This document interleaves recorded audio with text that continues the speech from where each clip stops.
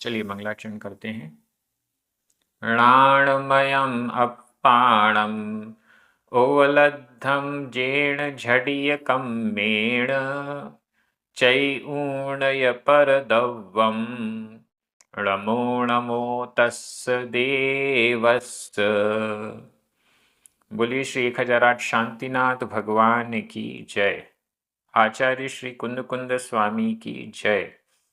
आचार्य गुरुवर विद्यासागर समय सागर जी महाराज की जय। मुनि पुंगव श्री 108 सुधा सागर जी महाराज की जय। हम सभी बड़े ही सौभाग्यशाली हैं जो हमें आचार्य कुंद कुंद स्वामी के महान ग्रंथ अट्ठपाहुड़ के अध्ययन का अवसर मिल रहा है। यह ग्रंथ निश्चित रूप से बहुत कल्याणकारी है। हमारा उपकार बहुत मात्रा में हो रहा है। छठवां मोक्ष पाहुड़ चल रहा है। 64 गाथाएं पूर्ण हो चुकी हैं। आज हम 2 गाथाओं का अध्ययन करेंगे, क्रमशः गाथा क्रमांक 65 और 66। ये दोनों गाथाएं बड़ी सरल हैं, लेकिन बहुत महत्वपूर्ण भी हैं। चलिए प्रारंभ करते हैं। गाथा क्रमांक 65। उच्चारण। दुखे, दुखे आधा क ख, दुखे। णज्जै, णज्जै आधा ज पूरा ज, णज्जै।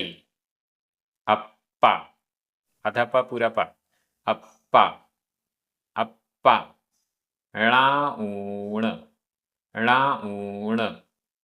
भावना, भावना। दुःखम आधा क ख, दुःखम। भावीय, भावीय। सहाव, सहाव। पुरिसो, भावीय सहाव पुरिसो, भावीय सहाव पुरिसो। विषयेषु, विषयेषु। विरच्चये आधा च पूरा च, विरच्चये, विरच्चये। दुःखम आधा क ख, दुःखम। दुःखेण जै अप्पा, दुःखेण जै अप्पा। अप्पाणाऊण भावना दुःखम, अप्पाणाऊण भावना दुःखम। भावीय सहाव पुरिसो, भावीय सहाव पुरिसो। विषयेषु विरच्चये दुःखम, विषयेषु विरच्चये दुःखम। बहुत बढ़िया गाथा। दुखे, 3 बार आपको ये दुःखम शब्द मिल रहा है। सबसे पहले दुःखम, इसी लाइन के अंत में फिर से दुःखम, और दूसरी लाइन के अंत में भी दुःखम। दुःखम दुख पूर्वक, कष्ट पूर्वक। सुखपूर्वक नहीं, सरलता से नहीं, आसानी से नहीं, दुखे। दुख पूर्वक, कष्ट पूर्वक। दुखे, दुख में सप्तमी विभक्ति है, लेकिन अर्थ तृतीया विभक्ति में आएगा। दुख पूर्वक, दुख से। णज्जै, जाना जाता है, णज्जै जाना जाता है। अप्पा, आत्मा, अप्पा आत्मा। दुखे, दुख पूर्वक। णज्जै जाना जाता है। जिन लोगों को लग रहा है कि हम सुखपूर्वक आत्मा को जान जाएंगे, बिना कष्ट आत्मा को जान जाएंगे, मात्र स्वाध्याय पढ़ के, जिनवाणी की कुछ लाइनें पढ़ के हम आत्मा को जान जाएंगे, वो सपना देख रहे हैं। क्योंकि आचार्य कुंद कुंद स्वामी ने यहाँ स्पष्ट कह दिया, दुखे शब्द को पहले दिया है। दुखे, दुख पूर्वक, कष्ट पूर्वक। णज्जई जाना जाता है अप्पा आत्मा। ऐसा नहीं है कि बिना कष्ट उठाए, जिन्होंने कष्ट उठाए हैं, जिन्होंने उपसर्ग झेले हैं, जिन्होंने परिशहों को सहन किया है, ऐसे मुनिराज क्या सरलता से आत्मा को नहीं जान सकते थे? नहीं जान सकते थे, तभी तो उन्होंने कष्ट उठाए। सरलता से, बिना उपसर्ग के, बिना परिशह के यदि आत्मा का ज्ञान हो जाता तो वो जबरन उपसर्ग और परिशहों को क्यों सहन करते? बिना मुनिचर्या के, बिना शरीर को कष्ट दिए यदि आत्मा का ज्ञान हो जाता तो तीर्थंकर, बड़े बड़े मुनिराज क्यों मुनि धर्म को स्वीकार करते, अंगीकार करते? वो भी घर बैठे बैठे आत्मा को जानते और मोक्ष चले जाते। आचार्य कुंद कुंद स्वामी स्पष्ट कह रहे हैं, दुखे णज्जई अप्पा। दुख पूर्वक आत्मा णज्जई जाना जाता है। दुख पूर्वक आत्मा का ज्ञान होता है, आसानी से नहीं होता है। बिना कष्ट उठाए आत्मा को नहीं जाना जाता है।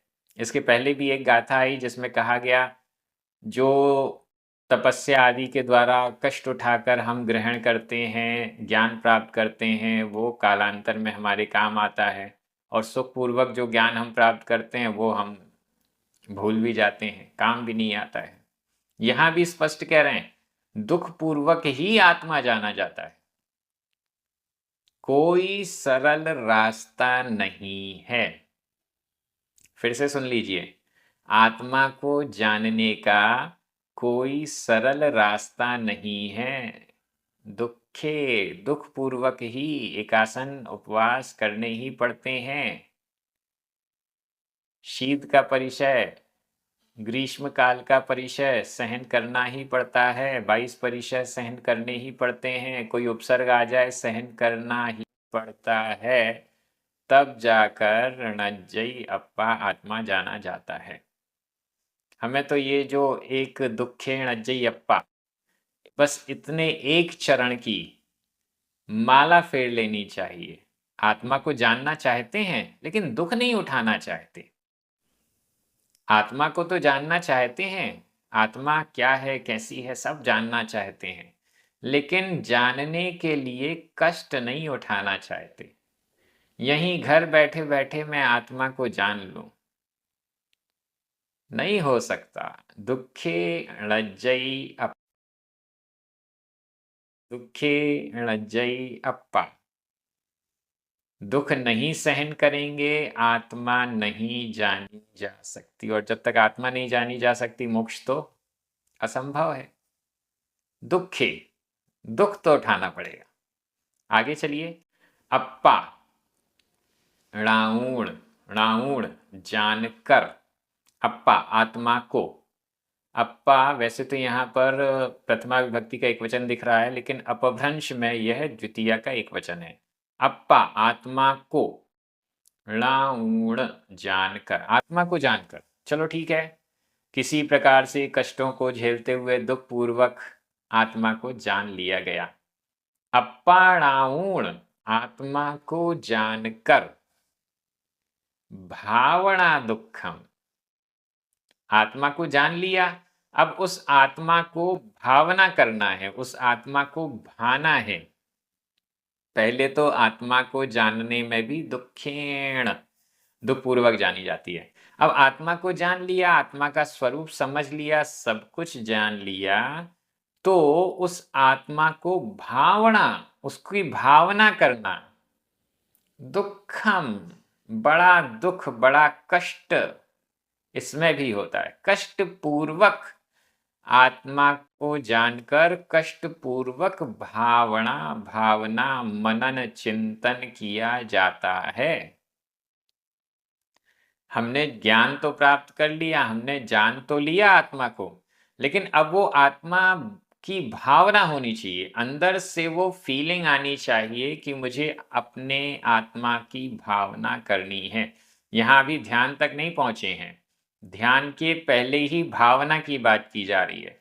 भावना का मतलब है मन में लक्ष्य बने रहना चाहिए, बार-बार वही चिंतन, आत्मा ऐसी, वही भावना।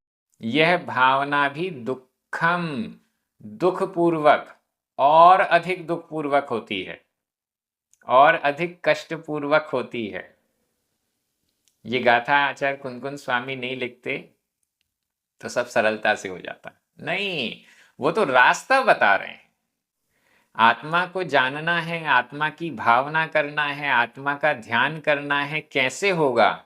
दुःखे, दुःखपूर्वक, दुःखम, दुःखपूर्वक, और नीचे भी दुःखम, दुःखपूर्वक, कष्टपूर्वक।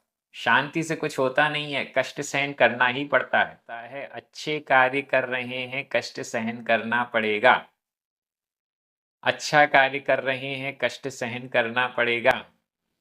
धर्म कार्य कर रहे हैं, कष्ट सहन करना पड़ेगा। बिना कष्ट अच्छे कार्य होते भी नहीं। बिना दुख दिए आसानी से अच्छे कार्य हो जाएं, ऐसा होता नहीं। बड़े बड़े अच्छे जो कार्य होते हैं उसमें दुख उठाना ही पड़ता है, कष्ट झेलना ही पड़ता है।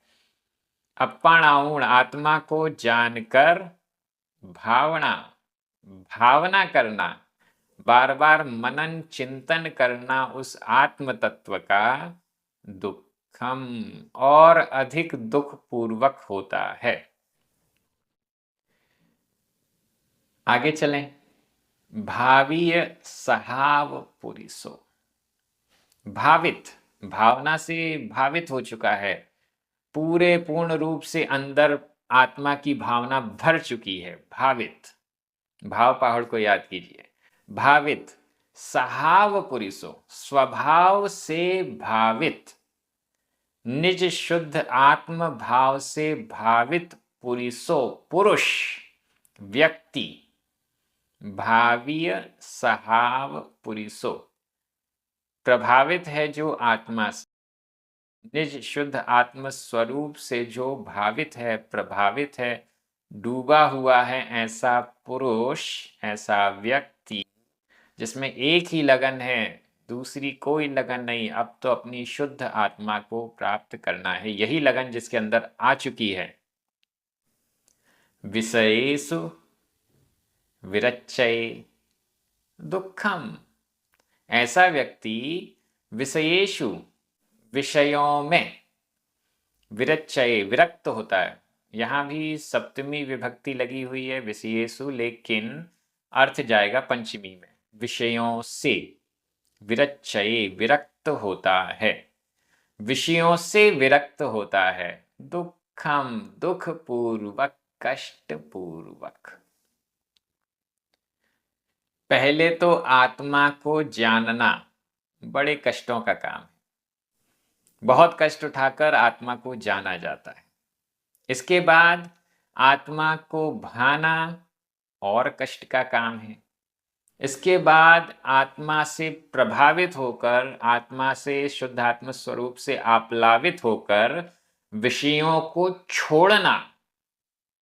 विषय नहीं छूट पाते, और अधिक जान भी गए, समझ भी गए, ललक भी है, रुचि भी है, लेकिन विषय नहीं छूट पाते। दुःखम, और अधिक दुख कष्ट पूर्वक ये काम हो पाता है। जान लिया कि ये जहर, पहले तो जानना ही बड़ा मुश्किल है। इतनी छोटी छोटी राइटिंग में लिखा जाता है कि ये जहर है, जानना ही मुश्किल है। फिर उसकी भावना करना, हाँ ये जहर है, ये जहर है, ये जहर है, मुझे नहीं चाहिए। भावना करना दुर्लभ है, बार बार उसका चिंतन करना दुर्लभ है। क्यों? अभी तक तो हमारा स्वभाव ही रहा है जहर खाओ, जहर खाओ, जहर अच्छा है, जहर मीठा है, यही धारणा थी। अब हम जहर की सच्चाई पहचान गए, जान गए, अब उसकी भावना करना बड़ा दुष्कर है।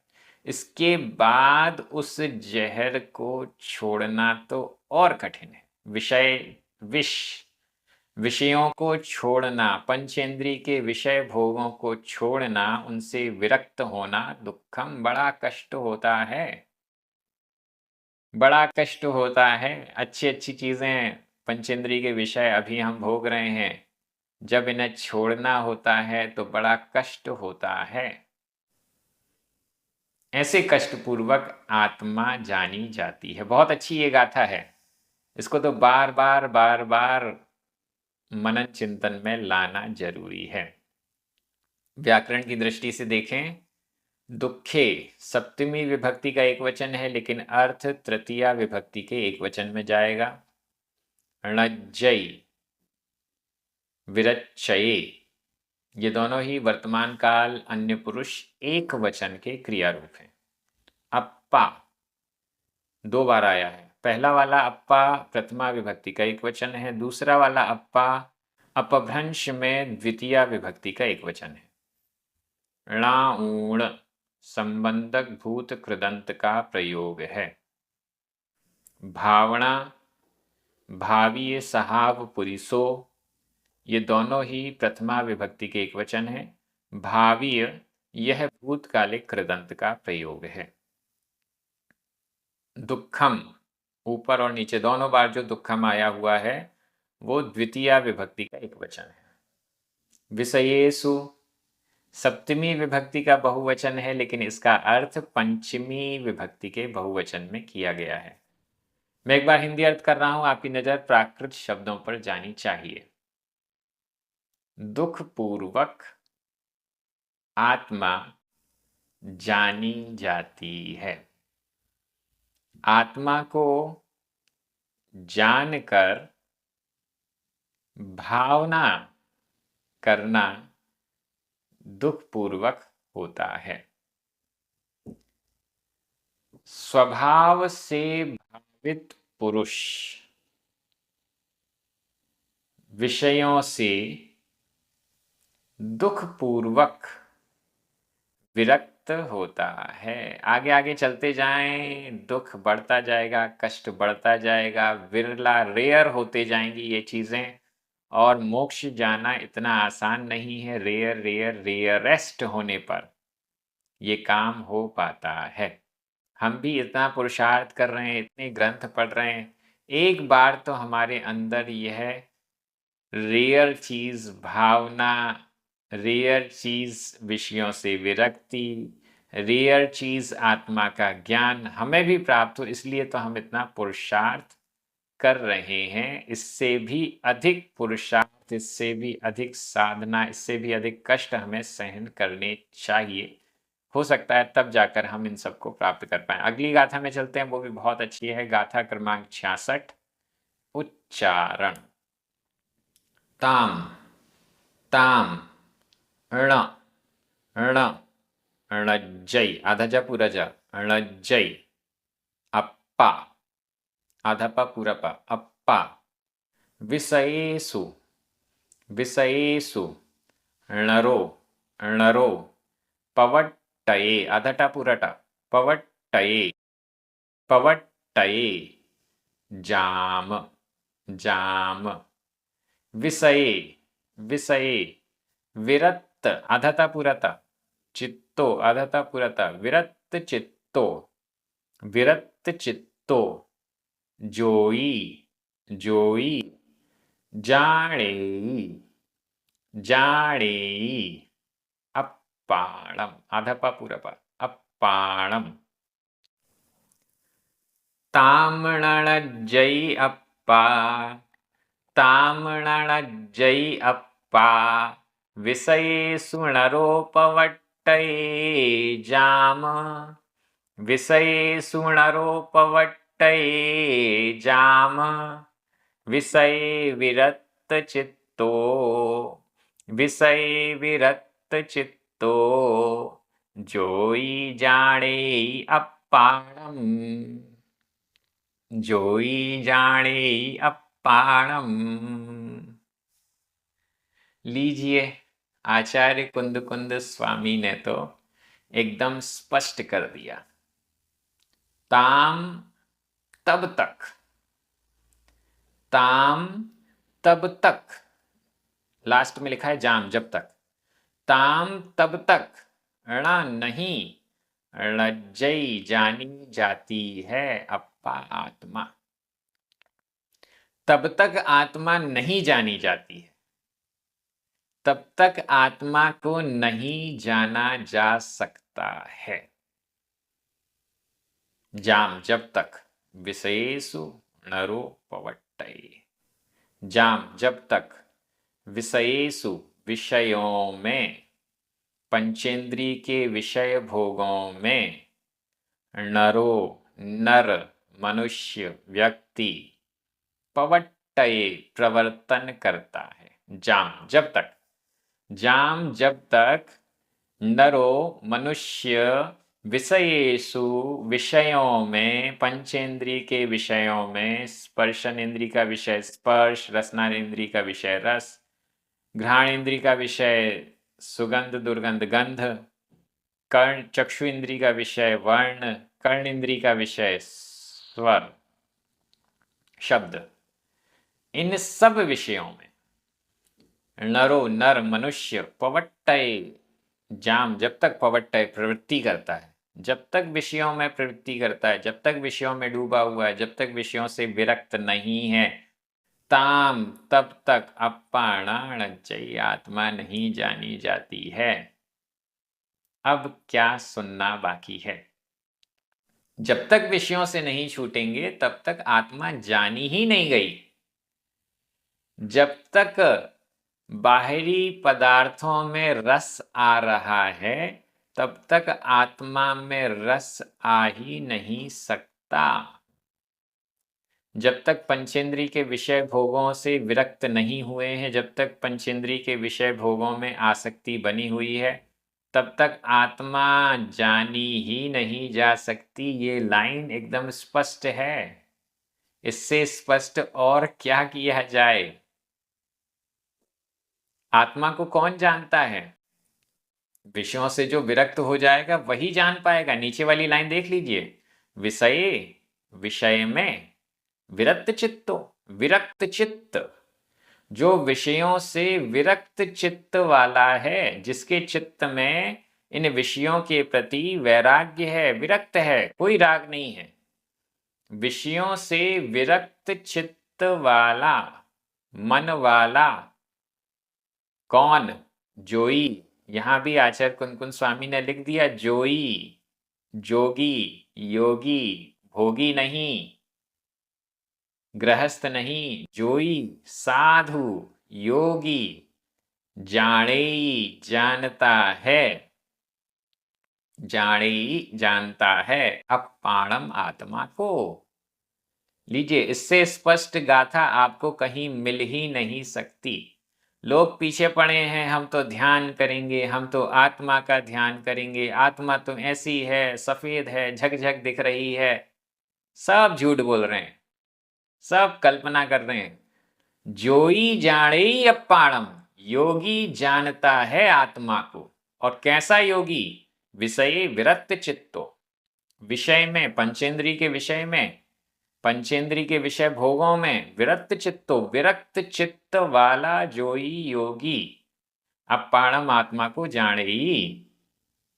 और जो जब तक, यहां जब तक लिखा है, जब तक, इसका मतलब है विषयों से विरक्ति जब तक नहीं है तब तक आत्मा को नहीं जाना जा सकता। ऐसा कोई व्यक्ति नहीं हो सकता जो विषयों में आसक्त हो और आत्मा को भी जानता हो। आत्मा को वही जानता है जो विषयों से विरक्त है। जो विषयों का लोलुपी है वो आत्मा को जानता ही नहीं है। अगर हम चाहते हैं आत्मा को जानना तो विषयों से विरक्त होना ही पड़ेगा, विषयों से आसक्ति छोड़नी ही पड़ेगी। विषय भोग में मन लग ही नहीं सकता अगर आत्मा में मन लगाना है तो। बहुत अच्छी गाथा, ऐसी गाथाएं सभी को पढ़ना चाहिए। मुख पाहुड़ का स्वाध्याय सभी को करना चाहिए। इतनी अच्छी अच्छी गाथाएं आ रही हैं कि मन प्रसन्न हो जा रहा है। व्याकरण की दृष्टि से देखते हैं, ताम ण जाम, ये सभी अव्यय हैं। ळज्जई, पवट्टई, जाणी, ये तीनों ही वर्तमान काल अन्य पुरुष एक वचन के क्रिया रूप हैं। अप्पा, नीचे णरो, ऊपर ही है णरो। विरक्त चित्तो, जोई, ये सभी प्रथमा विभक्ति के एक वचन हैं। विषयेषु, सप्तमी विभक्ति का बहुवचन है। विषये, सप्तमी विभक्ति का एक वचन है।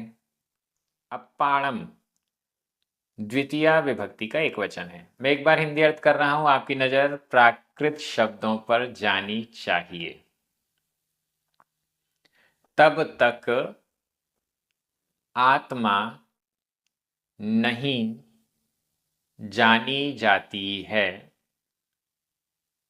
जब तक व्यक्ति विषयों में प्रवर्तता है। विषय में विरक्त चित्त, विषय में, इसको हम जब अर्थ करेंगे, वैसे तो विभक्ति सप्तमी है, लेकिन अर्थ जब करेंगे तो पंचमी आएगी। विषय से, विषय से विरक्त चित्त वाला योगी आत्मा को जानता है। हम भी आत्मा को जानना चाहते हैं तो विषयों से विरक्त होना ही पड़ेगा।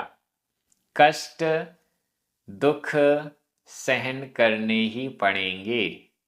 जोई योगी बनना ही पड़ेगा, गृह त्याग करना ही पड़ेगा, तब जाकर आत्मा को जान पाएंगे। ऐसा आचार्य कुंद स्वामी स्पष्ट कह रहे हैं।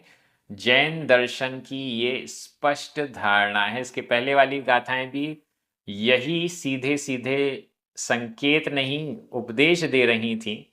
इनको हम समझ जाएं और सही रास्ते पर आ जाएं तो हमारा बहुत कल्याण हो सकता है। हम सभी बड़े सौभाग्यशाली हैं जो हमें यह सब अध्ययन करने मिल रहा है। आचार्य कुंद स्वामी की साक्षात वाणी, साक्षात शब्द हमें सुनने और समझने को मिल रहे हैं। यह क्रम इसी प्रकार से आगे भी जारी रहेगा। अन्य सभी मित्रों को, परिचितों को इस स्वाध्याय से जोड़ने का प्रयास कीजिए। जिनवाणी स्तुति करें, 9 बार नमोकार मंत्र पढ़ें। सभी को जय जिनेंद्र।